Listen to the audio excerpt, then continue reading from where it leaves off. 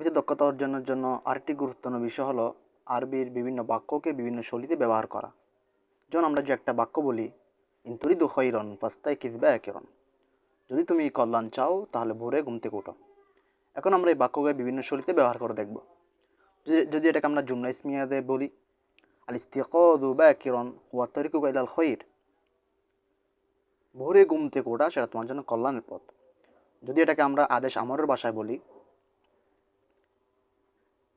ইস্তাইকিজ বিআকিরন তাজিদ খৈরন কাসীরন, ভোরে উঠো অসংখ্য কল্যাণ লাভ করো। যদি এটাকে আমরা সাহিত্যের শৈলীতে বলি, মান তালাবাল খৈর ফালাইহি বিল বুকুরি ওয়াত তাবাকির, যে কল্যাণ তালাশ করলো তার উচিত ঘুম থেকে ভোরে ওঠা। যদি এটাকে আমরা আধুনিক শৈলী দিয়ে বলি, মডার্ন স্ট্যান্ডার্ড ভাষায় বলি, আল বুকুর হুয়া মিফতাহুল আসাসিয়্যু লিতাহকিকি নাজাহি ওয়াল ফালাহ, কল্যাণ ও সাফল্য অর্জনের একমাত্র চাবিকাঠি হলো ঘুম থেকে ওঠা। যদি এটাকে আপনাকে নসিহতের ভাষায় বলি, ইয়াকমুনুল খৈরু লিমান জালিস্তিল কাদাল বাকির আয়াতুন লাহু,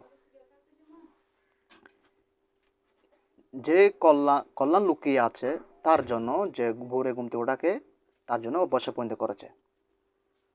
এটাকে আমরা অন্য একবার বলতে পারি, মান ইয়াবতাগিল খৈর ফালিয়াস্তাকবিল সাবাহু বাকির, যে কল্যাণ চাই সে যেন ওটাকে স্বাগত জানায়। এভাবে যখন আমরা একটি বাক্যকে আরবিতে বিভিন্ন শৈলীতে ব্যবহার করব, তখন আমাদের ভাষা দক্ষতা শৈলী আরও বৃদ্ধি পাবে।